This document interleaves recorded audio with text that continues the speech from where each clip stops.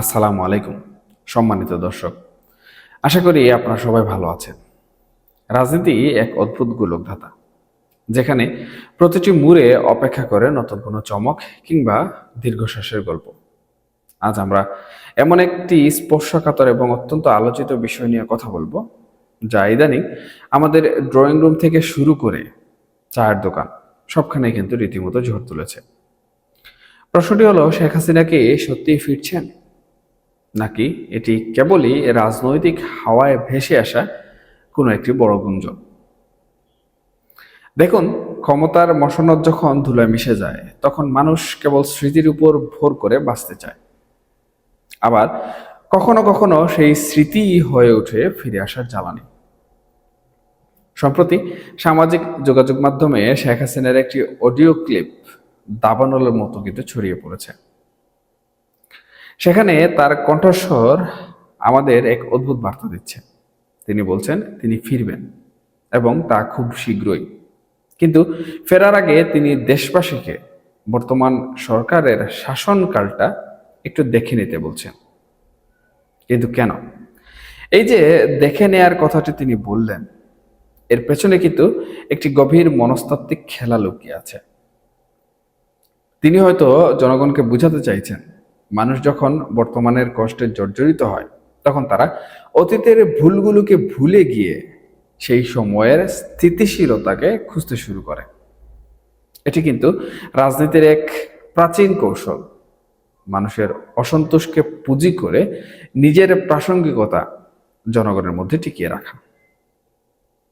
আমরা যদি বর্তমান রাজনৈতিক প্রেক্ষাপটের দিকে তাকাই, তবে দেখব এই ফেরার গল্পটা কিন্তু এত সহজ নয়। একদিকে আন্তর্জাতিক অপরাধ ট্রাইব্যুনালে তার বিরুদ্ধে যে বিচার চলছে, সেখানে মৃত্যুদণ্ডের মতো কঠোর আদেশও রয়েছে। একজন রাজনীতিবিদ হিসাবে শেখ হাসিনা কিন্তু অত্যন্ত বিচক্ষণ এবং ঝানু। একথা তার কঠোর সমালোচকও কিন্তু কোনোভাবে অস্বীকার করতে পারেন না। দেখুন, দীর্ঘ 15.5 বছরের শাসনামলে তিনি যেভাবে আমেরিকা, রাশিয়া, চীন এবং ভারতের মতো পরস্পর বিরোধী শক্তির সাথে ভারসাম্য রক্ষা করে চলেছেন, তা কিন্তু আন্তর্জাতিক কূটনীতির ইতিহাসে আমি মনে করি এক বিরল দৃষ্টান্ত। রাশিয়ার পরমাণু বিদ্যুৎ, চীনের পদ্মা সেতু আর ভারতের সাথে দ্বিপাক্ষিক সম্পর্ক সবই তিনি সামলেছেন অত্যন্ত দক্ষতার সাথে। কিন্তু ক্ষমতার মদমত্তা যখন মানুষকে অন্ধ করে দেয়, তখন সেই একই দক্ষতা কিন্তু আর কাজে আসে না। তার সরকারের পতনের পর আমরা যে নতুন বাংলাদেশের স্বপ্ন দেখেছিলাম, সেখানেও কিন্তু অনেক অতৃপ্তি জনগণের মধ্যে দানা বেঁধেছিল। প্রফেসর ইউনূসের অন্তর্বর্তীকালীন সরকার যখন দায়িত্ব নিল, তখন কিন্তু মানুষের প্রত্যাশা ছিল আকাশচুম্বী। কিন্তু আন্তর্জাতিক রাজনীতি এবং দেশের অভ্যন্তরীণ অস্থিরতা সামলাতে গিয়ে এই অন্তর্বর্তীকালীন সরকার ব্যাপক হিমশিম খেয়েছে, এবং তা এখন কিন্তু আমরা ব্যাপক পরিষ্কারভাবে বুঝতে পারছি। শেখ হাসিনাকে দেশে ফিরিয়ে আনার ব্যাপারে বর্তমান ট্রাইব্যুনালের নতুন চিফ প্রসিকিউটর আমিনুল ইসলাম নতুন করে কিন্তু উদ্যোগ নেওয়ার কথা বলছেন, এবং তিনি বলছেন আগের মামলার রায়গুলো যাচাই বাছাই করা হবে এবং তাকে দেশে ফিরিয়ে আনার প্রক্রিয়া শুরু হবে। কিন্তু এখানে কিন্তু একটা বড় যদি থেকে যায়। ভারত কি শেখ হাসিনাকে এত সহজেই তুলে দেবে? প্রফেসর ইউনূসের সরকার মুখে অনেক কথা বললেও আদতে ভারতের সাথে সেই সমঝোতার জায়গাটি কিন্তু তাদের আমলে করতে পারেনি। বরঞ্চ সস্তা ভারত বিরোধী রাজনীতি করে হয়তো সাময়িক জনপ্রিয়তা তারা পেয়েছে, কিন্তু রাষ্ট্রীয় কূটনীতিতে তারা ফলাফল এনেছে খুবই ভয়াবহ। ভারতের সেভেন সিস্টার্স কিংবা চিকেন নেক নিয়ে যে ধরনের কড়া মন্তব্য সেই সময় করা হয়েছিল, তা কিন্তু দুই দেশের সম্পর্কের ফাটলকেই কেবল চওড়া করেছে। কিন্তু এখনকার পরিস্থিতি কিছুটা হলেও ভিন্ন। নতুন সরকার এসেছে, সবকিছু নতুন করে সাজানো হচ্ছে। এখন প্রশ্ন ওঠে, শেখ হাসিনা কি সত্যি ফাঁসির দড়ি উপেক্ষা করে দেশে ফিরবেন? অডিও বার্তায় তিনি যতই সাহস দেখান না কেন, বাস্তবতা কিন্তু বড়ই কঠিন। নিজের জীবনের নিরাপত্তা নিশ্চিত না করে তিনি দেশে পা দেবেন, এটি বিশ্বাস করা কিছুটা কঠিন হয়ে পড়ে। তিনি বর্তমান সরকারের শাসনের ব্যর্থতা দেখার যে কথাটি বলছেন সেটি হয়তো এক ধরনের রাজনৈতিক জুয়া খেলার মতো, এবং এটি ট্রাম্প কার্ড। তিনি অপেক্ষা করছেন এমন এক সময়ের জন্য যখন মানুষ অতিষ্ঠ হয়ে উঠবে। কিন্তু আমরা যদি ইতিহাসের দিকে তাকাই তবে দেখব যে ক্ষত একবার তৈরি হয়, তা শুকাতে কিন্তু দীর্ঘ সময় লাগে। আওয়ামী লীগের তৃণমূলের কর্মীরা হয়তো ভাবছেন বিএনপি ক্ষমতায় এসেছে এবং তাদের জন্য পরিস্থিতি সহজ হয়েছে, কিন্তু তারা কি কখনো ভেবে দেখেছেন বিএনপি গত ১.৫ দশকে সবচেয়ে বেশি ক্ষতিগ্রস্ত হয়েছে? সেই ক্ষত কি এত সহজে কোনোভাবে আসলে মুছে যাবে? বিএনপি হয়তো একটি নতুন রাজনৈতিক সংস্কৃতি তৈরি করতে চায়, যেখানে সহ অবস্থান থাকবে, ইনক্লুসিভ পরিবেশ থাকবে। কিন্তু তারা কি চাইবে আওয়ামী লীগকে আবার সেই পুরনো ফর্মে রাজনীতি করতে দিতে? আমার কিন্তু সেটা মনে হয় না। শেখ হাসিনা ফিরুন বা না ফিরুন, আওয়ামী লীগ একটি দল হিসেবে রাজনীতিতে টিকে থাকার চেষ্টা করবে, এটাই কিন্তু স্বাভাবিক।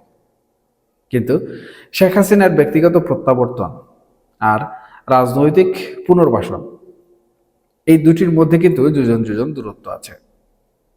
অডিও ক্লিপ ভাইরাল করে এক ধরনের হিউম্যান সাইকোলজি কিন্তু তৈরি করার চেষ্টা করা হচ্ছে, যেন মানুষ মনে করে তিনি খুব শীঘ্রই আসছেন।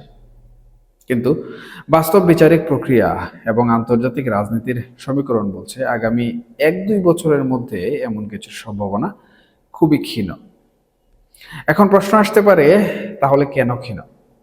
দেখুন, আমি আগেই বলেছি যে একদিকে নতুন সরকার এসেছে, অন্যদিকে অন্তর্বর্তীকালীন সরকারের নানা ধরনের ব্যর্থতা, ভারতের সাথে দ্বন্দ্ব, এবং নতুন যে চিফ প্রসিকিউটর এসেছেন সেই চিফ প্রসিকিউটর কিন্তু রীতিমতো বলছেন যে আগের যে রায় কিংবা যে নথিপত্র সেগুলো পুনরায় বাছবিচার করা হবে।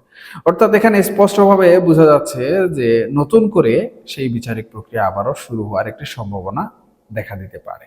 এখন সেই বিচারিক প্রক্রিয়া যদি আবারও শুরু হয় তাহলে এখানে কিন্তু একটি লম্বা সময় অতিবাহিত হতে পারে। আবার আরেকটি বিষয় এখানে অত্যন্ত গুরুত্বপূর্ণ, সেটি হচ্ছে এই যে রায়, এই রায় বাতিল না হওয়ার আগ পর্যন্ত ভারত কিন্তু শেখ হাসিনাকে ফেরত দেবে না। কারণ শেখ হাসিনা একজন রাজনৈতিক ব্যক্তিত্ব এবং ভারতের সাথে ওনার যে পরিমাণ সম্পর্ক, সেই সম্পর্ক থেকে আমরা ইতিমধ্যেই কিন্তু শুনেছি যে শেখ হাসিনার এই ফাঁসির রায় নিয়ে আন্তর্জাতিক মহল থেকে নানা ধরনের কথাবার্তা এসেছে। তারা সবাই কিন্তু এই ফাঁসির রায়ের বিপরীত অবস্থান করেছে, অর্থাৎ শেখ হাসিনার প্রাণের ঝুঁকি এখানে দেখা দিয়েছে। সেক্ষেত্রে শেখ হাসিনাকে ভারত এখানে কোনোভাবেই ফেরত দেবে না। এখন শেখ হাসিনা নিজে কি চাইলেন না চাইলেন, এটা কিন্তু অত্যন্ত গুরুত্বপূর্ণ। এখন শেখ হাসিনা কি বলছেন? শেখ হাসিনা বলছেন যে জনগণকে এই শাসনামল দেখার জন্য, অর্থাৎ তিনি সেই অতীত ইতিহাস জনগণকে মনে করিয়ে দিতে চাইছেন।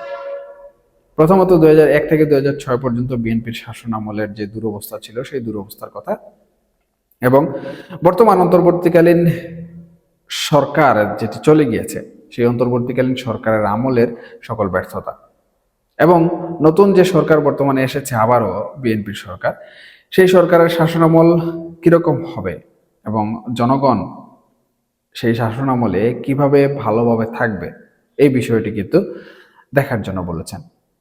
তার মানে একটি ইঙ্গিত পাওয়া যায় যে বর্তমান এই সরকার দেশ পরিচালনা করতে গিয়ে হয়তোবা নানামুখী চ্যালেঞ্জের মুখে পড়তে পারে। এটি শেখ হাসিনা কর্তৃক একটি আগাম বার্তা হিসেবে ধরে নেওয়া যায়। এখন শেখ হাসিনা মূলত চাচ্ছেন জনগণের ম্যান্ডেটকে কাজে লাগাতে। জনগণ যদি একবার জনরোষের মুখে বলে যে শেখ হাসিনা বাংলাদেশে পুনরায় ফিরে আসুন, তাহলে সেই সুযোগটি কাজে লাগিয়ে শেখ হাসিনা সকল প্রকার আইন, সকল প্রকার কূটনৈতিক চ্যালেঞ্জ উপেক্ষা করে দেশে ফিরে আসবে, এবং এটি কিন্তু তিনি একটি আগাম বার্তা হিসাবে দিয়েছেন। তবে এখানে একটু আগে যেটি বললাম যে শেখ হাসিনার দেশে ফেরা এবং আওয়ামী লীগের রাজনৈতিক পুনর্বাসন, এই দুটো কিন্তু সম্পূর্ণ আলাদা।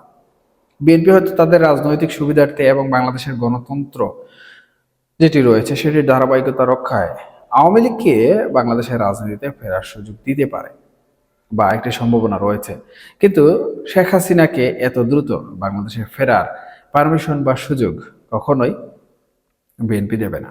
এর পাশাপাশি জামাত এবং এনসিপিও দেবে না। আমাদের আরো কিছুদিন অপেক্ষা করতে হতে পারে ভালো কিছু জানার জন্য।